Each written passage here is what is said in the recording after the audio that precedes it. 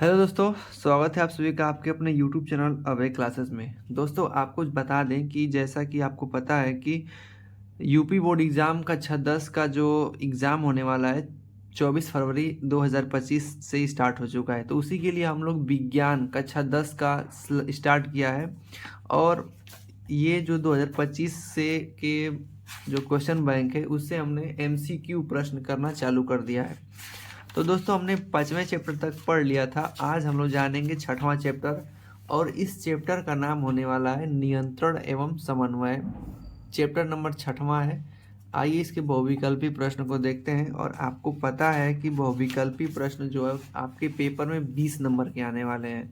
तो हम वही प्रश्न देखेंगे जो कि पिछले साल आपके आए हुए हैं।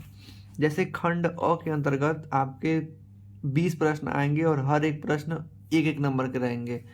तो जैसा कि आप देख सकते हैं ये जो प्रश्न है एनसीईआरटी से लिया हुआ है।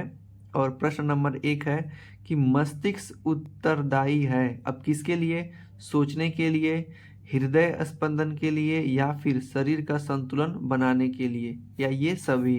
इनमें से विकल्प डी हमारा सही हो जाएगा।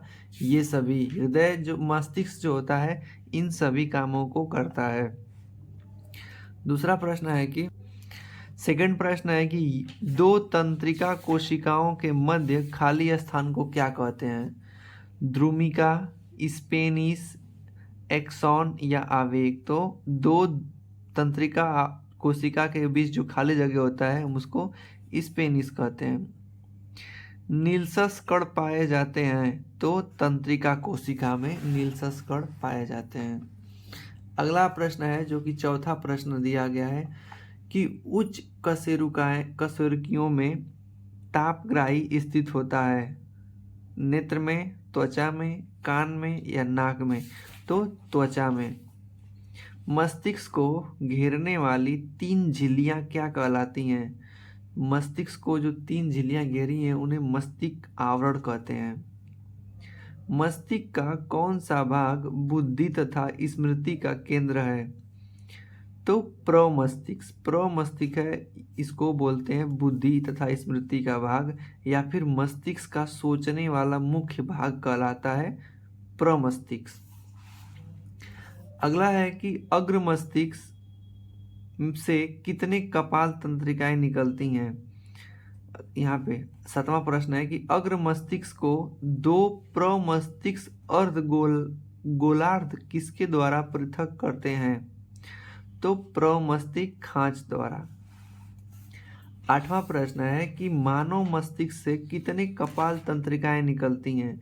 तो मानव मस्तिष्क से 8 जोड़ी कपाल तंत्रिकाएं निकलती हैं। 12 जोड़ी तंत्रिका निकलती है, 8 जोड़ी नहीं 12 जोड़ी। नेक्स्ट है कि अनुमस्तिष्क किसका भाग है? तो अनुमस्तिष्क जो होता है, अनु मतलब याद रखिएगा पीछे, तो पश्च मस्तिष्क का है। 10वां प्रश्न है कि निगलना, कामा खांसना, कामा छींकना नियंत्रित होता है। तो ये मस्तिष्क के मेड्यूला ऑब्लिगेटा द्वारा नियंत्रित किया जाता है। मस्तिष्क केंद्र जो शरीर का ताप नियंत्रित करता है स्थित होता है। तो हाइपोथैलेमस में। इसका काम होता है कि जो शरीर का ताप है उसको नियंत्रित करना। 12वां प्रश्न है कि मस्तिष्क का कौन सा भाग सबसे बड़ा होता है? तो मस्तिष्क का सबसे बड़ा भाग प्रमस्तिष्क होता है। नेक्स्ट है कि पोन्स, कामा प्रमस्तिष्क तथा मेड्यूला परस्पर मिलकर बनाते हैं। तो परस्पर मिलकर ये पश्च मस्तिष्क बनाते हैं। अगला है कि रीढ़ रज्जु में से उपस्थित संकीर्ण तरल भरित गुहा क्या कहलाता है? तो भरित गुहा जो होता है वो केंद्रिका नाल कहलाता है। विकल्प नंबर ए सही होगा। नेक्स्ट प्रश्न है चूंकि 15वां प्रश्न है कि एसिटिल कोलिने स्टोरेज किसके तोड़ने में सहायक होता है? तो ये किसके होता है? तो विकल्प संख्या ए, एसिटिल कोलिन को तोड़ने में ये सहायक होता है। नेक्स्ट है हम लोग का अगला प्रश्न। अगला है 16वां प्रश्न है कि श्वसन कोशिका किससे संबंधित होती है? तो श्वसन कोशिका तंत्रिका ऊतक से संबंधित होती है। नेक्स्ट प्रश्न है एक तंत्रिका कोशिका से दूसरी तंत्रिका कोशिका में तंत्रिका आवेग रासायनिक रूप से किसके द्वारा संचरित होते हैं? तो एसिटिल कोलिन द्वारा संचरित होते हैं, याद रखिएगा इसको। नेक्स्ट प्रश्न है कि तंत्रिका तंतु का क्षेत्र जहां मेड्यूला आवरण अनुपस्थित होता है क्या कहलाता है? तो उसको हम रैनिवियर की नोड कहते हैं। तंत्रिकाक्ष की कोशिका कला क्या कहलाती है?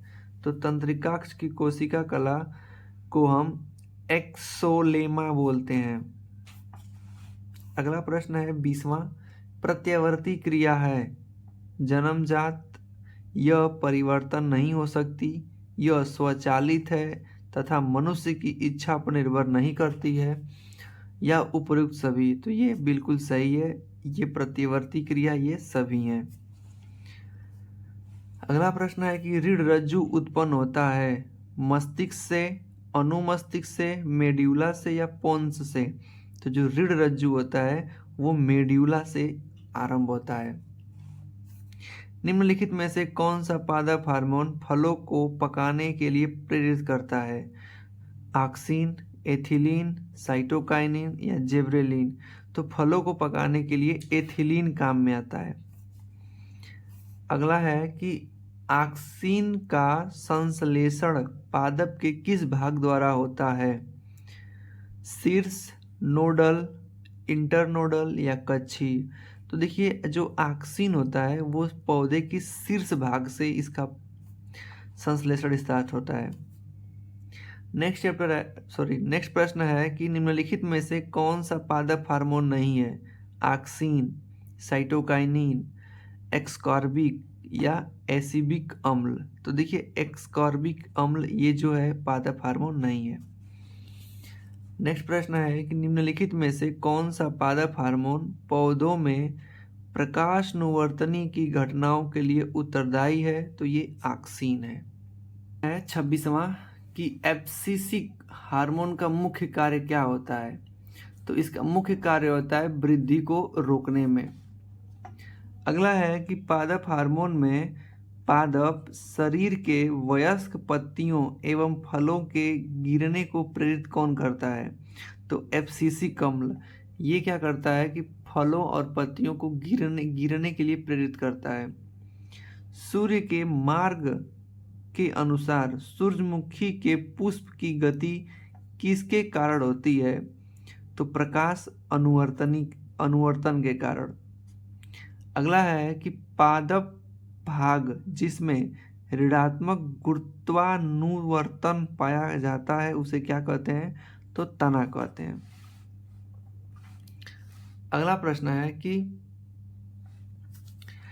परागनली की अंडप की ओर अभिवृद्धि किसका एक उदाहरण है? तो रसायन अनुवर्तन का उदाहरण है। परोह की प्रकाश की ओर गति है तो प्रकाशानुवर्तन की गति है। धनात्मक गुरुत्वाकर्षण प्रदर्शित करता है, जड़ प्रदर्शित करता है। स्पर्शानुकंचन गति प्रदर्शित करता है तो कौन करता है बताइएगा? छुई मुई का पौधा। अगर इसमें स्पर्श करते हैं तो वो संकुचित हो जाता है, तो इसी को बोल रहा है कि में जोड़ दिया है स्पर्श अनुकंचन गति प्रदर्शित करता है तो छुई मुई का पौधा। जैसा ही इसको टच करते हैं इसमें संकुचन होने लगता है। निम्नलिखित में से किस हार्मोन के संश्लेषण के लिए आयोडीन आवश्यक है? तो देखिए थायरॉक्सिन एक हार्मोन है, इसको बनने के लिए आयोडीन की आवश्यकता होती है, तो थायरॉक्सिन ये उसको याद रखिएगा। अगला है कि निम्नलिखित में से कौन असुमलित युग्म है?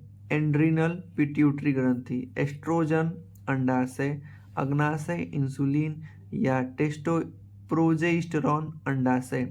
इनमें से कौन सा गलत है?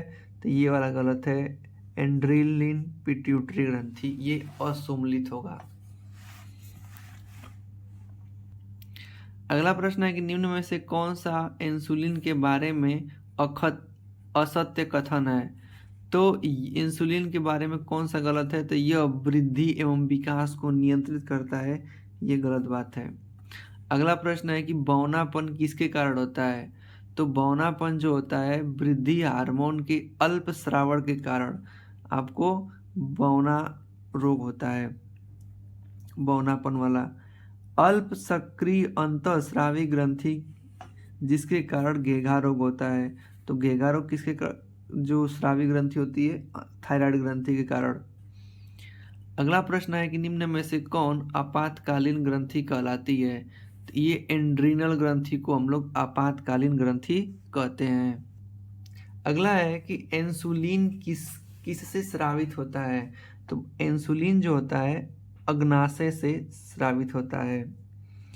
ADH जिसको बोलते हैं एंटी ट्राई यूरेटिक हार्मोन का न्यूनतम का उत्पन्न होता है। ये कहाँ से उत्पन्न होता है? तो डायबिटीज इंसिपिडस से। अगला है कि कौन सा हार्मोन आपातकालीन हार्मोन कहलाता है? तो आपातकालीन हार्मोन जो होता है एपिनेफ्रिन बोलते हैं। टेस्टोस्टेरोन हार्मोन किससे स्रावित होता है? तो लिगिड कोशिकाएं से। फाइट एंड फ्लाइट हार्मोन किसे बोलते हैं? जैसे मार काटी एक प्रकार से बोल सकते हैं, लड़ो और मरो ये वाली हार्मोन किसको बोलते हैं? तो एंड्रीनेलिन को बोलते हैं। अगला है कि निम्नलिखित में से कौन सा हार्मोन शिशु के जन्म के समय गर्भाशय में संकुचन में सहायता करता है? तो ऑक्सीटोसिन। अगला प्रश्न देखते हैं। अगला प्रश्न है जो कि 46वां नंबर का है कि दिया है कि निम्न में से कौन सा हार्मोन स्टीराइड नहीं है? तो एंड्रोजन। मास्टर ग्रंथि कहलाती है तो पिट्यूटरी ग्रंथि को हम लोग मास्टर ग्रंथि बोलते हैं। निम्न में से कौन सा एक पादप हार्मोन है? थायरॉक्सिन, जेब्रेलिन, एस्ट्रोजन या इंसुलिन? तो जेब्रेलिन एक पादप हार्मोन है। वृद्धि हार्मोन स्रावित होता है पिट्यूटरी ग्रंथि से। जो मनुष्य का वृद्धि का जो हार्मोन होता है वही स्रावित होता है। वृद्धि हार्मोन पिट्यूटरी ग्रंथि से, याद रखिएगा। ये देखिए 2024 में IL पेपर के सेट का नाम है, इसमें पूछा गया था। नेक्स्ट प्रश्न है कि निम्नलिखित में से पादप हार्मोन नहीं है? ऑक्सिन है, जेब्रेलिन है, साइटोकाइनिन है, लेकिन एस्ट्रोजन ये पादप हार्मोन नहीं है, ये पौधों में नहीं पाया जाता है। तो दोस्तों इस प्रकार से आपने कक्षा 10 के जो चैप्टर नंबर 6 है उसमें से आपने देखा कि बहुविकल्पी प्रश्न को 50 प्रश्न आपने पूरे अच्छे तरीके से जो कि बहुविकल्पी देख लिए हैं। अगर आप इस वीडियो को 1 से 2 बार रिपीट करके देख लेते हैं तो यकीन मानिए कि आपके बोर्ड एग्जाम में जो प्रश्न आएंगे वो इन्हीं में से रहेंगे, इससे बाहर देखने को नहीं मिलेगा। तो मिलते हैं नेक्स्ट वीडियो में नेक्स्ट चैप्टर के साथ। तब तक के लिए बाय बाय, थैंक यू, धन्यवाद।